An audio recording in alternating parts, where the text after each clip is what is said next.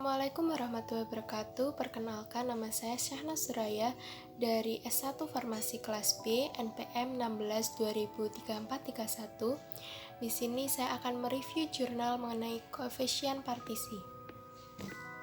Untuk yang pertama yaitu abstrak. Koefisien partisi adalah perbandingan jumlah terlarut antara fraksi yang non-polar dengan polar. Sampel yang kita gunakan yaitu asam salisilat yang sukar larut dalam air dan dalam benzena, mudah larut dalam etanol dan ether, agak sukar larut dalam kloroform. Metode profotometri yang digunakan merupakan metode analisis dengan kemampuan memisahkan campuran obat yang memiliki spektra serta digunakan untuk penetapan kadar obat yang tercampur dengan hasil. Untuk yang kedua yaitu pendahuluan. Di bagian pendahuluan ini menjelaskan mengenai pengertian koefisien partisi lebih lanjut. Koefisien partisi merupakan distribusi kesetimbangan dari analit antara fase sampel dan fase gas dan kesetimbangan dari perbandingan kadar Z dalam dua fase. Penentuan koefisien partisi dapat dilakukan dengan pendistribusian senyawa dalam jumlah tertentu ke dalam sistem kesetimbangan termodinamik antara dua pelarut berbeda kepolaran, yaitu pelarut N-oktanol dan air. Kecepatan adsorpsi obat sangat dipengaruhi koefisien partisi karena komponen dinding usus yang sebagian besar terdiri atas lipida. Obat-obat yang mudah larut dalam lipida tersebut dengan sendirinya memiliki koefisien partisi yang besar. Sebaliknya, obat-obat yang sukar larut dalam lipida akan memiliki koefisien partisi lipid air kecil. Koefisien partisi dari obat juga tergantung pada polaritas dan ukuran dari molekul.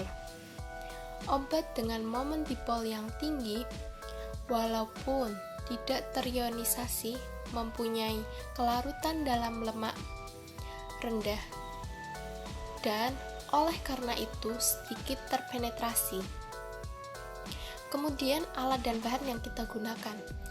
Alatnya yaitu pipet volumetrik, gelas ukur, labu ukur, Erlenmeyer, gelas beker, tabung reaksi, rak tabung reaksi, pH meter, timbangan analitik, spektrofotometer. Kemudian untuk bahannya asam salisilat, larutan buffer fosfat pH 2,5, 2,8, 3, 3,3, 3,8, dan 4. Lalu HCl, NaOH, FeCl3, dan etil asetat. Kemudian untuk cara kerja yang pertama, siapkan 100 ml buffer pH 2,5, timbang 20 mg asam salisilat dan masukkan labu ukur 100 ml. Dan ditambahkan buffer add 100 ml pH 2,5. Selanjutnya, siapkan juga larutan asam salisilat 0,02% dengan buffer pH 2,8, 3, 3,5, 3,8, dan 4. Ambil 4 ml campuran buffer pH 2,5 dan asam salisilat dan tambahkan 1 ml ferinitrat hingga terbentuk warna. Ukur pada adsorbensi 540 nanometer pada spektrofotometer.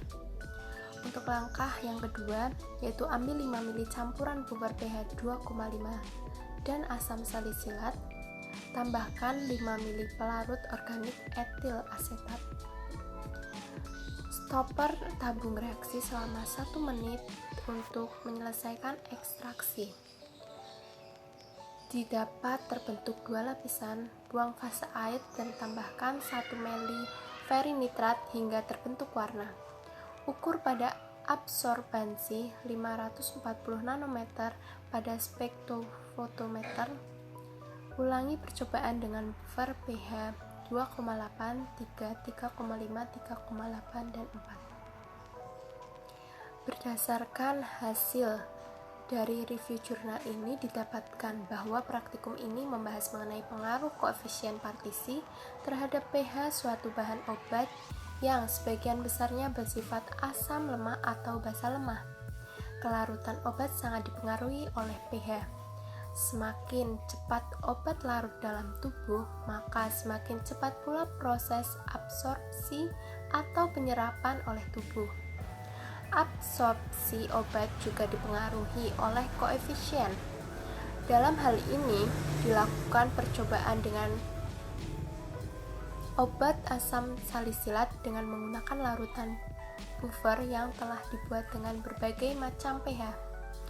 Penggunaan dapar salisilat dikarenakan larutan dapar sebagai larutan yang dapat mempertahankan pH-nya, walaupun ditambahkan dengan sedikit asam atau sedikit basa.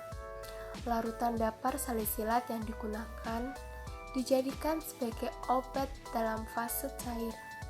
Penggunaan pH larutan dapar salisilat dibuat beragam, di antaranya dengan pH 2,5, pH 2,8, pH 3, pH 3,5 dan 3,8 serta 4 dengan tujuan untuk mengetahui pengaruh perubahan pH terhadap koefisien partisi asam salisilat.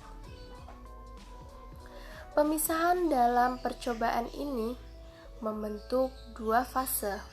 Kemudian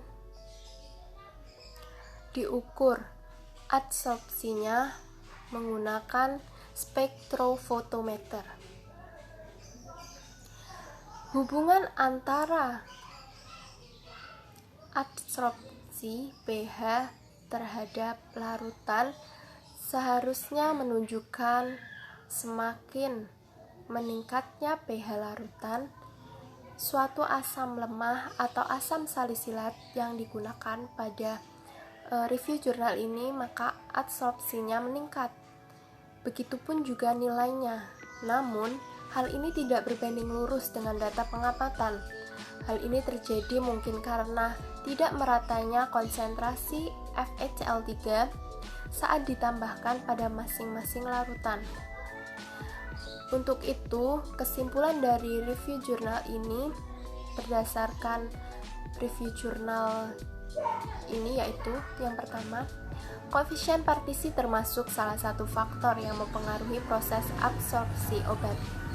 Yang kedua, semakin besar pH suatu larutan, semakin besar nilai koefisien partisinya. Kemudian, semakin besar pH suatu larutan, maka semakin besar nilai adsorpsinya. Nilai pH berbanding lurus dengan koefisien partisi dan adsorpsinya. Hal ini berbeda dengan hasil review, berbeda dengan data yang didapat, yaitu tidak berbanding lurus koefisien partisi dengan adsorpsinya. Demikian review jurnal dari saya. Kurang lebihnya mohon maaf. Wassalamualaikum warahmatullahi wabarakatuh.